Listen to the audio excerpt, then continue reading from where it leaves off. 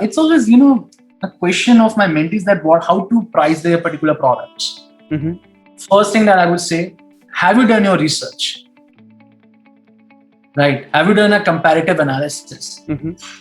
Have you understood the industry itself? Those things that What you is just the told.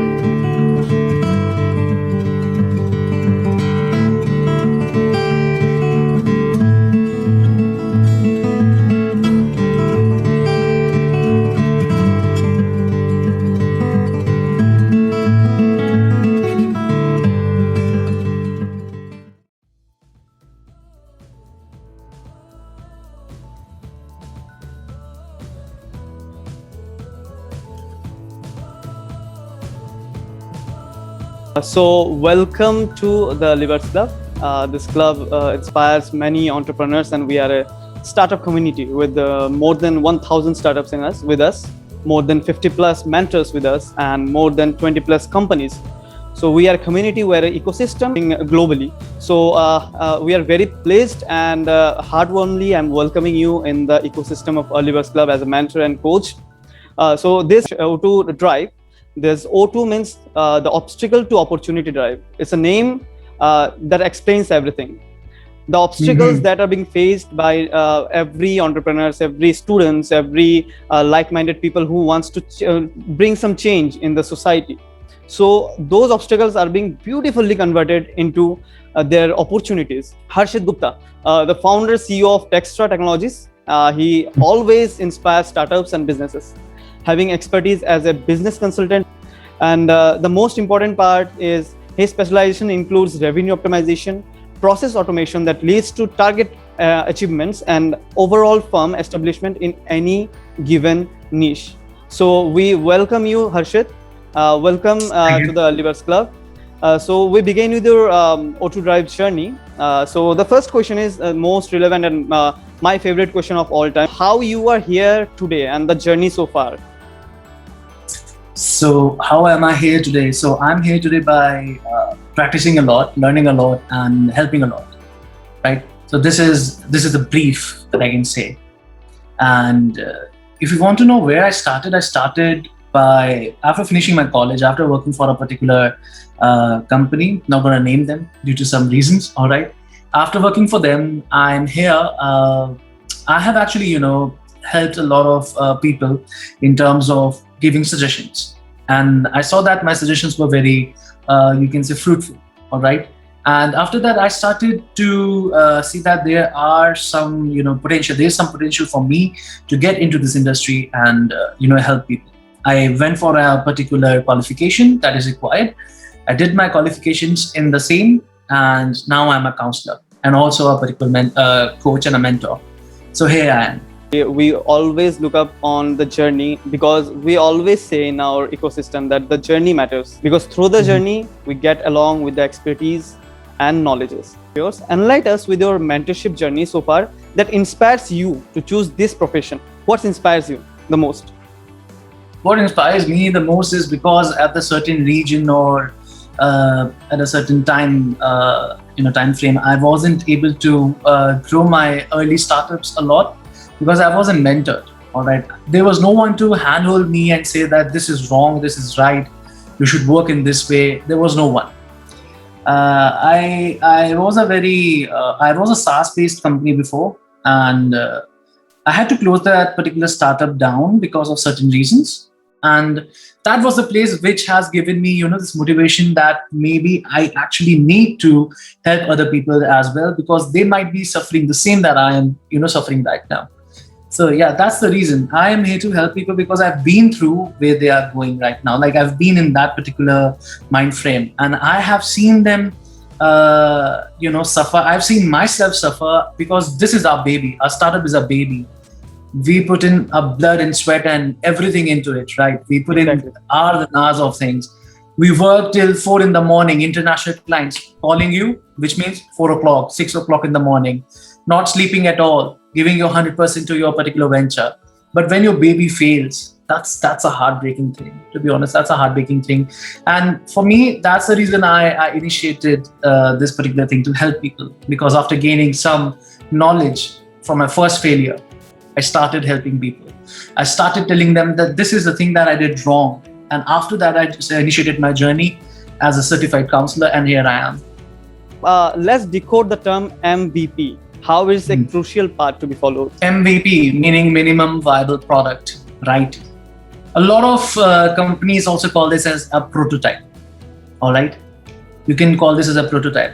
If you are into, I am mentoring these few companies who always come to me with their prototype, not getting any pitch, not getting any, not able to pitch to VCs or angel investors. They have a lot of problems, right? So minimal viable product, why is it really important? You are in a startup, right? And you need to actually test the market for your particular service or for your particular product. You need a particular prototype to do that. Exactly. All right. In order to create your value proposition, all right. So in order to do that, you need to actually, test the prototype or test the MVP. When you do that, you will get your USP. And when you know the USP and install that in your business model, you can actually differentiate yourself in terms of price. There are 4 Ps, 7 Ps. You can actually take any kind of models like business canvas models, install your learnings in that. And after testing that MVP or that prototype, you can get a better knowledge out of how your product is reacting in the market itself. When you understand the consumption pattern of your product, you can actually, make further strategies to market it, enhance it, or develop it in a very efficient way. One simple thing. If you're going to pitch to, if you're you need some seed funding done at an ideation space, you need to get your prototype very, efficiently researched. You need to have a prototype. You need to have a research, documentation, which can be a qualitative or a quantitative research. We need both, which can support your prototype or your MVP. That's the thing. I think prototype is the most important part for feedbacks. If you get the prototype done, you get the feedbacks from the customer validation, the viability, customer exact proposition for what they're asking for. And you are solving the pain of the society, like, solving a problem of the society. I think there you get the 50% done with your startup.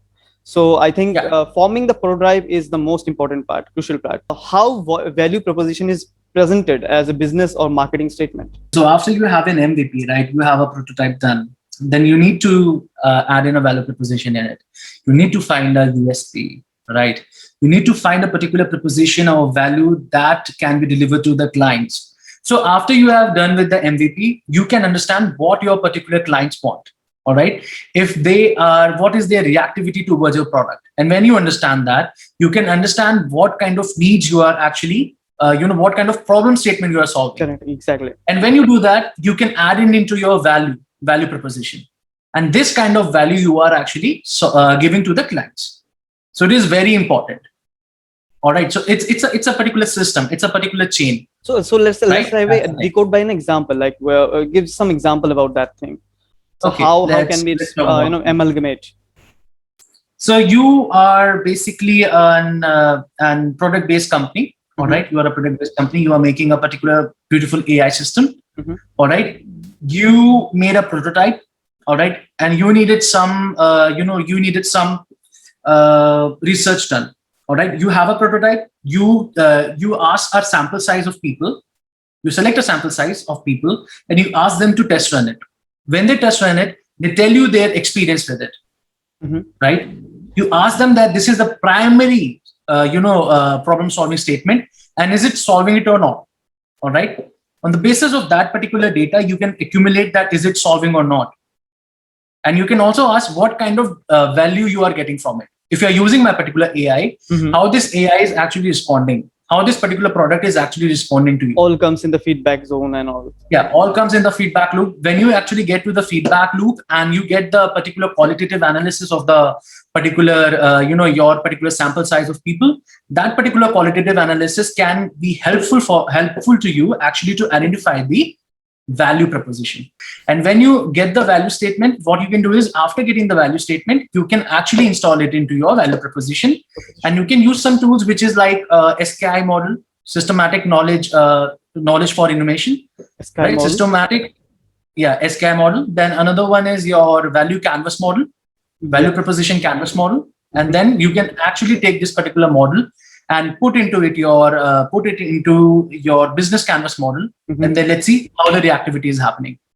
Okay, that's a hit and trial, and after that you will get a beautiful thing out of it. Yeah, hit and trial, and research is really important. Research not necessarily always means that reading something. Research means getting real-time data. Primary research is always really important. Secondary research you can do anytime, right? Yes. You need to take review from people. Take review to enhance your product. The straightforward, get to the market. I think get to the market. That's it.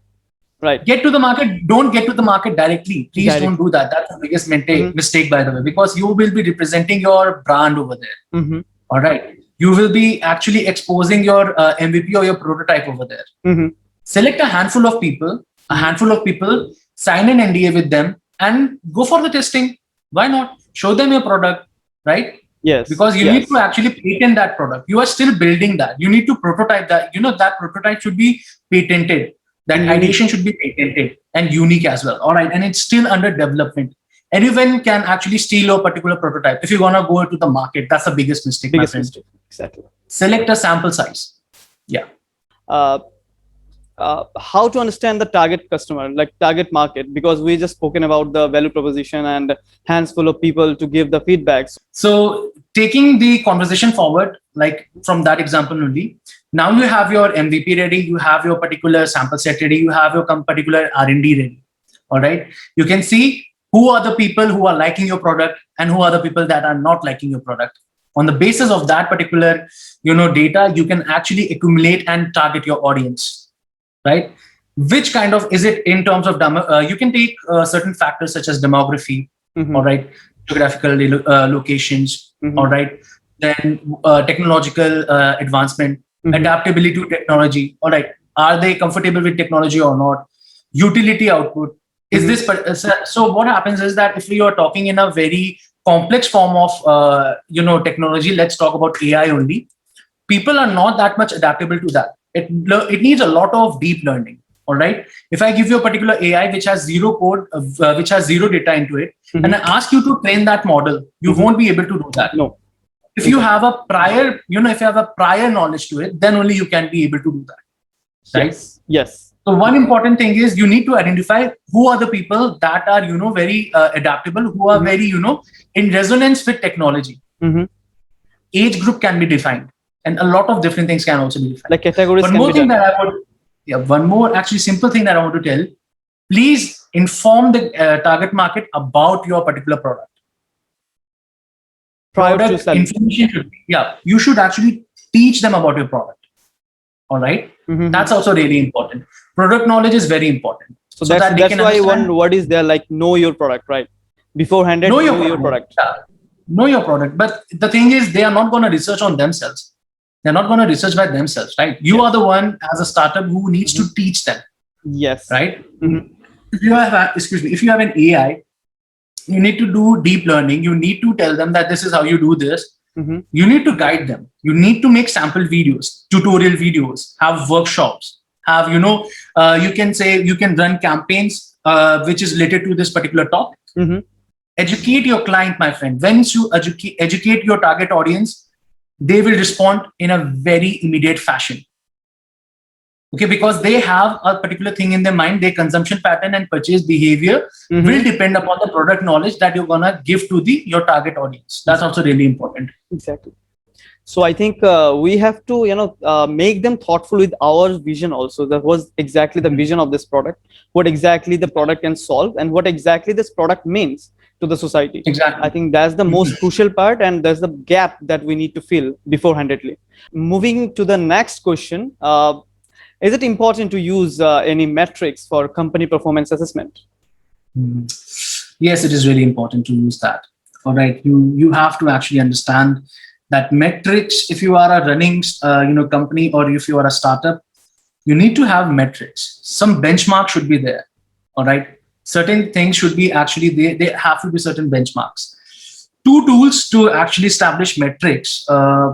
To see that you are getting to the vision or not, you are achieving your goals or not, right? There has to be particular benchmarks. There has to be particular metrics, which is very important. few metrics that you can actually find is you can do a comparative analysis between your competitors and see how you're performing in the industry. What is your market share in the industry, right? How much customers are actually responding to your particular product? What is their frequency? Once you understand all these things, then I promise you that you can actually see where your particular company is going, in which direction is it going. So you just sorted the pathway, yeah, right? yeah, is it progressing or is it going down? What's the path, right? How to monitor the success of your particular startup? Define metrics. That's the thing. So some sort of examples for the metrics part, how the parameters can be set. Some sort of examples, like if you are a startup, right, you are just getting into the particular industry, you can do comparative analysis between two or three of your competitors, and you can see where they are. What is their pricing strategy, right? And what is their basic marketing strategy, pricing strategy, different kind of strategies that they have. You can actually segment them in three parts, right? Write down your own strategy, other person's strategy, other three different companies, their strategies, and then see what's the difference and what are the results that they are getting by the strategy and what you are getting by your strategy. Then see their target market. All right, this is their target market. All right, and I have to actually look into my target market. What is the difference? Do they have a better working model, or do they have a better or high amount of, you can say, working capital with them?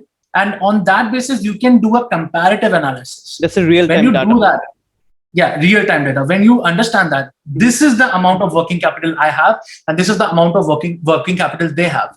They are in a comparison of 100%. They are doing at a 90%. I am doing at a 50%. But I have a particular, a limited amount of a very small amount of working capital with me. Which means at a capacity where I am doing far much better than my competitors. When and where to consider company automation? Because nowadays automation is the most crucial part. Everyone is shifting towards the automation part, and I think for the next generation, the upcoming generation, knowledge about AI or automation is most important. Right? Yeah. So you can automate your HR as well, yes. The human resource as well. Yes. Right? Then why do everyone thinks that there's a technological automation that is only required? Yes. So that's the thing. If you have the capacity to automate your existing HR, right? On that particular note, you can automate your business effectively. You are sleeping, you're doing nothing, but your business is actually running.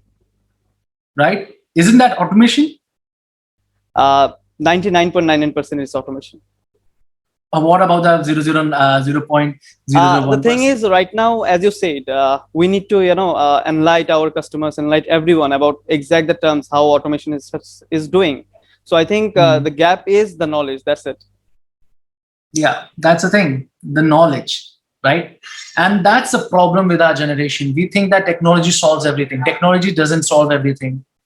It's you who solve it, right? Because you're the owner of the particular company. So even if I say that I have some automated systems such as AI, right? Such as some applications like Calendly, or you can install automations in that. Some automated, email systems and these kind of things are there. They can solve certain amount of your problem, but the operational problem that is there in your company, the human, right? The human problem. It can be solved by an automation. It can be solved by an AI. There comes the emotions, which where the there comes the emotion, yes. The negotiation strategy, the closure, the conversion, right? Yes. The closure with the client, right? An AI cannot close your client, right? You need a person to do that. You need a sales team to do that. Right? But because the communication, because the communication, it has to be vast. In automation, we have a similar and limited kind of communication and limited kind of answers, questions, and the process are being very much tracked. Yes, yes, exactly. Autobots, chatbots, if you're going to use them, because this is also part of automation. Starting of the conversation, but the ending of the conversation must go with any human effort, I think. To be honest, I don't think so. A robot can close a deal, to be honest, with a person, with a human, right? If I'm doing a particular business, let's say I need a deal which is costing me 50 lakhs rupees, 50 lakh, all right, for this particular contract. An AI can solve that problem. Can an AI close that deal? A question. Never did. No, right? Never did. Because that's a hard-earned money, man. That's a hard-earned money. If I'm going to give a 50 lakh to a particular person, if I'm going to cut a check of 50 lakhs to a particular company, I'm bloody going to give it to the owner's hand, to be Not in really the honest. robot's hand. Yes. Not in the robot's hand, not even in the employee's hand, to the Yes. owner's hand, right? I would ask, if I'm giving you this amount of money, like 1 CR, right? And I'm at a MSME, all right? I'm a MSME, right? And I'm going to invest this much amount of the money. A venture capitalist is giving you 50 lakh rupees of check. Will he give it to a robot? Will he give it to you, or will he give it to an employer? Sorted that. We will give to the owner. Right. So you as a particular entrepreneur need to understand this, that automation can always be both in technological sector and also in HR. HR, L&D is very important. Few things that I can discuss here is NLP. All right. And second is SHRM, Strategic Human Resource Management, and Neuro-Linguistic Program. These two are very important. How to understand the pricing and cost model function in any industry. Yeah. This is very, very important. How many models are there of price? N number of models are there. N number of models, right? So many theories, so many strategies are there. Evolving. It's always it's always, a question of my mentees that how to price their particular products. First thing that I would say, have you done your research? Right? Have you done a comparative analysis? Have you understood the industry itself? Those things that you just told earlier about the comparison and strategies, right? Yes, exactly. Have you done that or not? If you have done that, then you will understand what pricing strategy works in a particular industry. Know your product first. If you don't have any confidence in your product, how can you make someone confidence about that? They make the visions, but not make the missions. The short-term goals. Short-term goals. They think in a very strategic manner, but not in a tactical manner. Exactly. There's the lacking behind. There's the lacking behind. So thank you so much for the answer and the examples. That what are the satisfaction parameters for business models or anything else? Successful parameters for a business model. Yes. Or you can say the satisfaction. How can someone be satisfied that the current business performance is perfect? You need metrics to do that. I've already answered that question, right? In a way. Once you have a metrics, once you have actually the metrics, then you can see where your particular business is going, right? And once you know where your business is going, you will be like, okay, this is my particular, target. I have achieved that. May it be in finance, may it be in terms of marketing. Wherever you want your particular, trajectory to go, you can do that, right? And on the basis of that, you can actually understand, am I satisfied with my business or not? Right? It's a very intrinsic question. Okay? Yes. What happens is it's a very intrinsic question. It is also very subjective, depending upon the person. How can you just define and set parameters from the ideation level to an organization level? How the parameters should be set, and what are those statistics and those steps that an entrepreneur or a startup can follow that? Okay, you need to see the parameters between the ideation level and the organizational level. The journey. The journey. What's the parameter exactly? Okay. What do you require? Let me ask you a question. Let this be an interactive session. So in the ideation process, what do you require? First thing, the idea, whether it's solving the problem of in society or anything that is solving or not, where the ideation is exactly viable or not, where the idea exactly putting forward your skills and your fortes, and the idea and the mission and vision. Was the exactly mission and was the exactly vision of that idea? I think those are the 4 parameters we actually go forward with. Problem statement, visions and missions, and yes. Whether it's viable or not. Viability. Yes.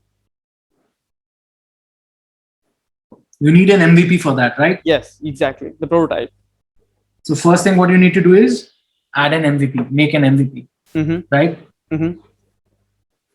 Next thing what you need to do is actually understand how your market is, understanding the market. EG. Next thing what you need to do is actually set up a metrics, right? Yes. On which how to actually proceed. So right? here the customer validation and viabilities and everything comes along. Yes, they are the parameters from the ideation to an organizational level, right? Exactly. The things that we have discussed right now, all of those pointers from the starting, from an MVP to this particular, actually, are you satisfied with your particular venture or not? Right? Let's come along. That's where you go. That's the parameters. We have already talked about them. Ask me something new. So the new thing is when I'm coming to the organization level and the satisfaction level. So like we comes along with the funding level. So how to overcome the funding problems? Pitch deck. Have you ever made your pitch deck? If I'm speaking about like the most popular sectors over right now, EdTech, the education technologies, EdTechs. All right, education technology. Have you ever made your pitch deck? I mean, how can you actually evaluate that your particular company requires a funding or not? Do you want to scale it up? Do you want to pivot it? Why do you want to do that? You need to ask that question to you. If you have enough amount of break even and when to do that. That is also really important, right? How much liquidity your particular company has. The financials comes in. When you are actually very sound with the liquidity and very sound with the financials, then you can say, okay, now I'm here. I need to pivot it. All right. From the starting point, they see things, different startups work in a very different kind of way. All right. Exactly. If you're a product-based company, all right. If you're a product-based company, then you work in a very different way. You need seed funding from the ideation phase only. Exactly. Right. If you are a product and a service-based company, an amalgamation, then you need the particular, seed funding on the basis of product, on the basis of scalability that you want to happen in your particular company. Then only it happens. It is varied from company to company. All right. You can't have a specific answer. EdTech startup also is a very vast field. All right. What are you actually solving? Are you a virtual, are you a virtual company? Are you an LMS-based company? Of what kind of company you are? That is also very important. Are you a product-centric company or a service-centric company or an amalgamation of both? Important is that. Another thing, when you talk about investment, you need to see how your financials are performing. And if you are able to sustain or not. Because a venture capitalist, a particular budding partner or a particular any person who's going to come and invest with you will see your financials. We'll see if your particular idea or if you're an ideation stage, you need some seed funding. If your idea is worthy of, getting to a point where you can give them profits. Because everyone in the world will invest in you only to get profits. Right? Right? Unless you are doing some NGO stuff or CSR activity. Right. Of course. That's something else. And also one thing that I'm going to say, are you ready to actually dissolve your equity? Exactly. You want to lose your overall control of the company or not? That's a really important thing. And I think most of the startup, like 90% of the startups, are failing after getting the funding. So how can you say what is the reason behind that? Because 90% of the startup that we know are failing after the funding level. So what's the reason behind that? The reason behind this is very simple. That after the funding is done, there is a particular problem in the work ethics of the particular funding, the person who is actually funding it, their partner, the funded partner, and them. All right. They said that I'm gonna give you a particular rocket to Mars, and they are not even able to build a engine of a rocket. Then do you think that this particular bond will suffice? That means the problem is in the deliverance? The problem is in the partnership, my friend. For a particular partnership to survive, in terms of budding, in terms of a venture capitalist investing in you, you actually need to give them a particular result. All right, maybe financial, maybe what you promised as a vision to them. If they're not able to see that, they will pull their hands out. Stop giving you their network. Stop giving you any kind of help. Right, and that's the particular place where these companies fail, because they are not able to deliver what they have promised. So, Saket, you were right. It's a problem in the deliverance. And that's the crucial truth of startup community right now. So I have this particular incubator. I am, head in this one incubator firm. And the problem that multiple people who come for an investment with us is this one: they do not know that they require the investment or not. Now, we as investors, we are very smart. We understand that this particular person is, actually, saying what he's saying. He'll do what he is promised. All right. So, pardon my language. He's not bullshitting us, right? He's not bullshitting me, and he's gonna do what he's gonna promise me. We only get 90 seconds. The investors and all of us only get 90 seconds to connect. If the people can't connect in 90 seconds, he is out of the picture. So we don't ask them twice, ask them thrice. It's just 90 seconds. If the 90 seconds is over, he's out of the picture. That's it. Thank you so much. So when there's a time duration, right? There's a particular time duration. You'll think before speaking, right? You'll think before speaking, and once you think before speaking, you will deliver, whatever is very important in your particular company, and you will try to pitch. You are actually, thinking before speaking. You are actually thinking, all right, this thing can actually give me a leverage in the negotiation with the particular venture capitalist. This thing can actually provide, a particular winning situation for my particular negotiation right now. This is how I can promise him, how to actually, deliver this kind of thing. So we promise over delivery. We promise something which is not deliverable. Exactly. Right? Just to win the situation, just to get the fund. Right? Keep yourself grounded, my friend. Keep yourself grounded and only say what you have researched. That is the thing. That is the thing. When he is talk the talk, walk the walk. He's not ready, I think. Yes. He's not ready. Exactly. Talk the talk, walk the walk. Exactly. All right, that's the thing. Exactly.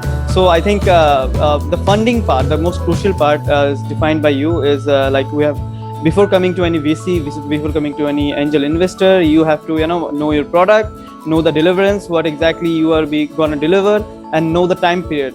And of course, you are ready with the equity shares. And thank you so much for coming to our ecosystem and accepting our invite. And it's a pleasure.